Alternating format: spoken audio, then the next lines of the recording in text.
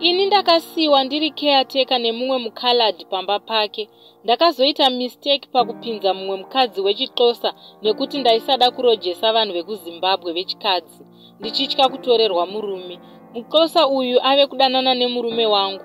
Ndiri kuzama kuvarambanisa zviri kuramba. Ndakaenda kumasowe zvikanzi murume haisi mhosva yake, akarohwa nemushonga. Ndakapiwa miteuro but hazvishandi, zvinongoshanda mazuva mashoma chete zvototanga. Murume wangu anoti iye anorota mukadzi uye akamusunga nechaini muhuro. Vanobva vadzokerana. Zvino hatichazivi kuti murume haasi ari kunyebedzera here, pamwe akutoita hake drama nesu. Even madzibaba vakatoti murume wako anenge akuwedzererawo munamato wakatoshanda kudhara. Muxhosa uye ndakamupa notice manje ari kuti ndichabva nguva yakwana kuti ndibve hazviiti nekuti ndinobhadharwa plus ndogara mahara. Ndapererwa ini hama dzangu, ndibatsirewo kuti ndoitawo sei.